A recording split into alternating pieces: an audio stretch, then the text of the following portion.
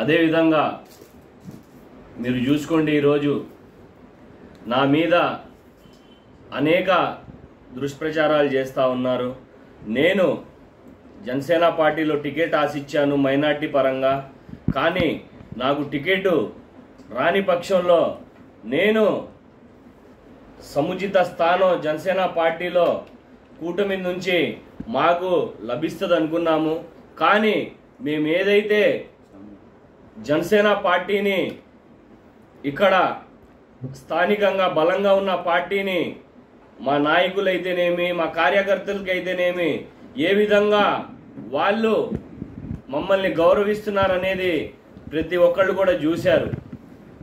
మాకు ఎక్కడా కూడా ప్రోటోకాల్ లేదు, ఎక్కడ కూడా గౌరవించడం లేదు. వాళ్ళ ఇష్ట రాజ్యంగా ఈరోజు జనసేన పార్టీని వెస్ట్లో భ్రష్టు పట్టించారు. కాబట్టి నేను జనసేన పార్టీ క్యాడర్ కోసం, జనసేన పార్టీ నాయకులు చెప్పిన దానికోసం అని చెప్పి నేను ఇండిపెండెంట్గా పోటీ చేయడం జరిగింది. దానికి సుజనా చౌదరి గారు, గయాజుద్దీన్ ఐజాని పోటీ చేపించి మైనార్టీ ఓట్లు చీలిచ్చి, అదేవిధంగా ఆ యొక్క వచ్చే ప్రభావాన్ని ఏదైతే నా స్నేహితుడు ఆసిఫ్ ఉన్నాడో ఆయన మీద పడేలాగా నేను చేపించానని చెప్పి నా మీద దుష్ప్రచారాలు చేశారు. మీరు చూసుకున్నారు, నేను ఏ పక్షాన నా రాజకీయం 5 సంవత్సరాల నుంచి నిత్యం ప్రజల సర్వీస్లోనే నేను నిమజ్జనమై ఉన్నాను. దాంట్లో భాగంగా నన్ను నమ్ముకున్న వాళ్ళకి నేను ఒకటే చెప్తా ఉన్నాను, నేను ఏదైతే ఈరోజు స్టాండ్ తీసుకున్నానో ఒక పేదవాడి మంది వ్యక్తులు చేసిన పనిలో మనం మంచి అయితే మంచే చెప్పాలా, చెడైతే చెడే చెప్పాలా. కాబట్టి పోతుల మహేష్ చెప్పిన ప్రతి ఒక్క మాట కూడా సత్యం సత్యం అని చెప్పి ఈ సందర్భంగా తెలియపరుస్తా ఉన్నాను. సార్, మీరు సీట్ లేదని కక్ష సాధింపు చర్యలు పాల్పడుతున్నారు జనసేనపై. మీరు ఏదైనా అనుకోవచ్చండి, నేను ఒకటే అన్నా, నా నాయకుడు పవన్ కళ్యాణ్ రాజకీయంగా మాకు పేరు ఇంత ఇది వచ్చామంటే మా డబ్బు మా కష్టంతో పాటు మా యొక్క పార్టీ మీద ప్రేమించేవాళ్ళు మాకందరూ సహకరించారు. కాబట్టి మేము ఈరోజు నాయకులుగా ఎదిగాము. మా నాయకత్వాన్ని తొక్కేసి ఇక్కడ శాశ్వతంగా జనసేన పార్టీని లేకుండా చేయాలనుకుంటున్నారు. దాన్ని మేము ఖండించి ఈరోజు మేము ఎవరికో ఒకళ్ళకి సపోర్ట్ చేయాలా. ఎవరికో ఎందుకు, పేదవాడు కార్పొరేటర్గా గెలిచాడు, జగన్మోహన్ రెడ్డి అవకాశం ఇచ్చినాడు, ఆసిఫ్కి గెలిపించుకోవాలని అందరం అనుకున్నాము. దాని ప్రకారంగానే మా జనసేన పార్టీ నాయకులు కార్యకర్తల యొక్క మనోభావాల్ని దృష్టిలో పెట్టుకునే నేను ఈ నిర్ణయం తీసుకోవడం జరిగింది. నామినేషన్ ఒక పేదవాడికి అడ్డు రాకూడదు, ఒక ఉన్నవాడు గెలవకూడదని ఒక ఉద్దేశంతోనే నేను విత్డ్రా చేసుకోవడం జరిగింది. కాబట్టి నాకు నమ్ముకున్న వాళ్ళకి, నన్ను ప్రేమించే ప్రతి ఒక్క గుండె కూడా ఒకటే చెప్తా ఉన్నా, నేను రేపు 13వ తారీఖున జరగబోయే ఈ పోలింగ్ తేదీన మీరందరూ కూడా నా స్నేహితుడు, పార్టీలకు అతీతంగా మాట్లాడుతూ ఉన్నా, ఈరోజు నేను నా స్నేహితుడు ఆసిఫ్ని 1వ నెంబర్కి ఫ్యాన్ గుర్తుపై వేసి అఖండ మెజార్టీతో జనసేన నాయకులైతేనేమి కార్యకర్తలైతేనేమి గెలిపించాల్సిందిగా మనస్ఫూర్తిగా కోరుతా ఉన్నా. నాకు ఏ విధంగా అన్యాయం జరిగిందో మీరందరూ చూశారు. మేము ఎంత కష్టపడ్డామో జనసేన పార్టీ కోసం చూశారు.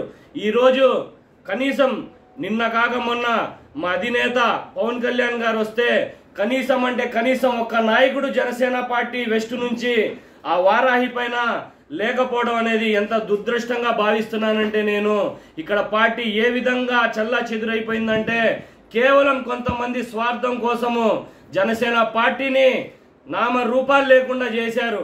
అది నాయకుడు తెలుసుకున్నాడు. మీరు చూసుకోండి, వారాహి మీద ఏం మాట్లాడాడు నాయకుడు. వెస్ట్ అనేది జనసేన సీటు, కానీ నేను రాష్ట్ర క్షేమం కోసం ఆ సీటుని నేను దానాదత్తనం చేశాను. కానీ మా వాళ్ళందరికీ కూడా అన్యాయం జరుగుతూ ఉందని ఆవేదన పడ్డాడు మా నాయకుడి మీద మాకు ఎటువంటి కోపం లేదు. ఇప్పుడు కూడా నేను మా పవన్ కళ్యాణ్ గారంటే నేను ఇప్పటికి కూడా ఆయన్నే ఇష్టపడతాను. నేను పార్టీలకు అతీతంగా మాట్లాడుతున్నా. ఈరోజు ఇక్కడ పవన్ కళ్యాణ్ గారు ఏదైతే చెప్పారో, లబ్బర్ చెప్పులు వేసుకున్న వాడిని నేను రాజకీయాల్లో ఎమ్మెల్యేగా చేసి అసెంబ్లీలో కూర్చోబెడతానన్నారు. అంటే మేము ఈ రోజు ఇక్కడ మేము అమలు చేస్తా ఉంది. మాకు డబ్బున్నోళ్ళు అవసరం లేదు, వేల కోట్లు ఉన్నోళ్ళు అవసరం లేదు. మాకు కావాల్సింది ఇక్కడ స్థానికంగా ఎవరైతే పేద ప్రజలు ఉంటారో వాళ్ళకు అందుబాటులో ఉండే నాయకుడు కావాలి. మేము పేద ప్రజలకి అండగా ఉండాలనుకున్నాం. మాకు అదృష్టం లేకపోయింది. కానీ మా అందరికీ కూడా పార్టీలకు అతీతంగా నేను భరోసా ఇస్తున్నా. పార్టీలకు అతీతంగా నేను ఉంటాను. ఏ పార్టీతో కూడా పని లేదు.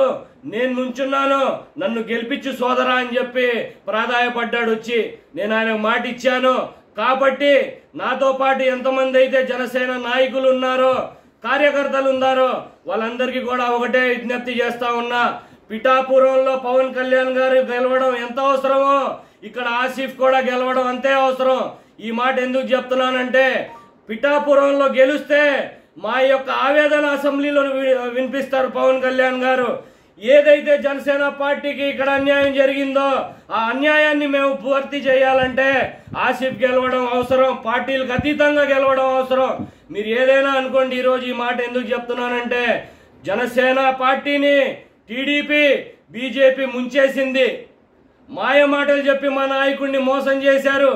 ఆయన మంచిగా పోయి రాష్ట్ర భవిష్యత్ కోసం ఆలోచించి ఈరోజు వాళ్ళతో జటకడితే ఈరోజు మమ్మల్ని పట్టించుకొని ఆదుకునే నాయకుడు లేకపోతే మా బాధ ఎవరికి చెప్పుకోవాలో తెలియక ఈరోజు మీ నిర్ణయం తీసుకోవడం జరుగుతూ ఉంది.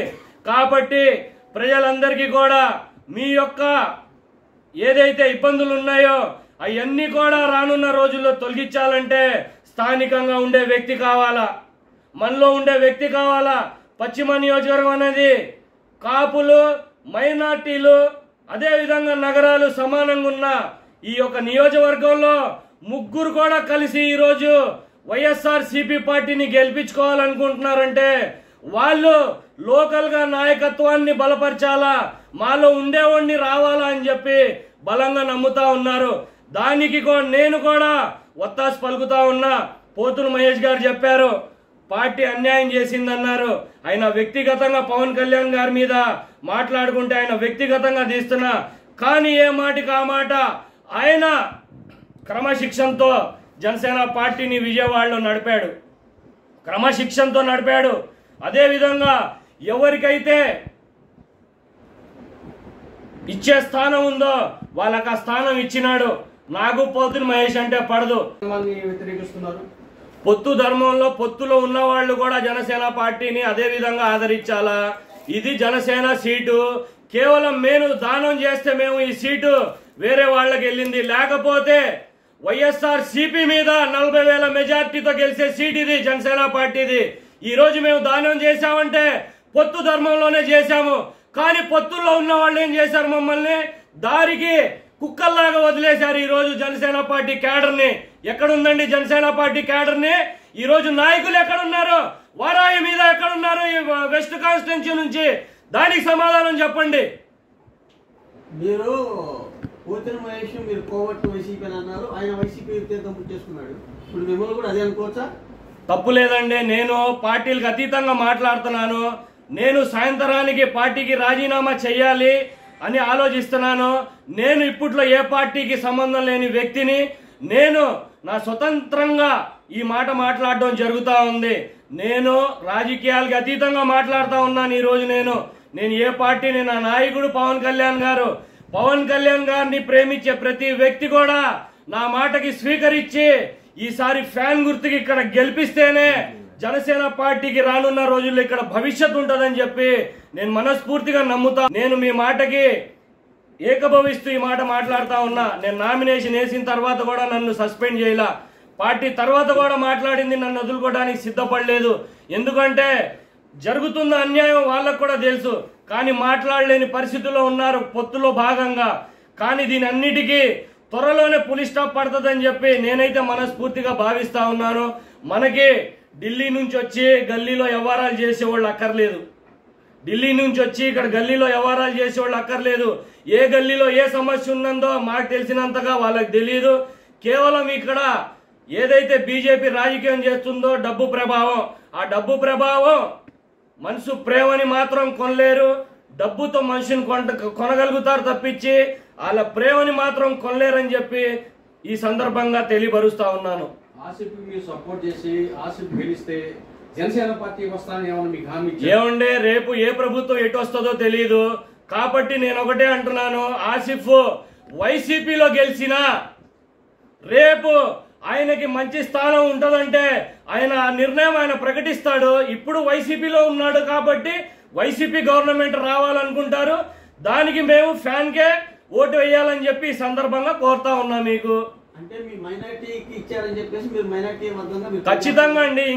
నేను ఒకటే చెప్తా ఉన్నా, ఈరోజు సిపిఐ నుంచి, కమ్యూనిస్టుల నుంచి, కూటమి నుంచి ఎవరైతే నుంచున్నారో, పరసా సురేష్ గారు నుంచున్నారు ఆ బ్యాగ్ గుర్తుకి, అదే విధంగా కమ్యూనిస్టుల నుంచి నుంచున్నారు, సిపిఐ నుంచి ఖాదర్ గారు నుంచున్నారు.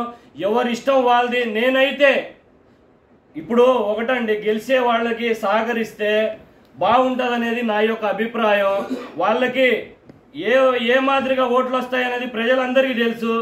దాంట్లో మేము ఏంటంటే ఉన్న సామాన్యుడు వీళ్ళందరూ కూడా డబ్బుతో పైకి వచ్చిన వాళ్ళు, కానీ ఒక కార్పొరేటర్ నుంచి, స్కూటర్ మెకానిక్ నుంచి ఒక కార్పొరేటర్గా ఎదిగి ఈరోజు 1,000 కోట్ల అధిపతితో ఈరోజు ఫైటింగ్ చేస్తున్నాడంటే నిజంగా హ్యాట్స్ ఆఫ్ అని చెప్పాలి ఆసిఫ్కి.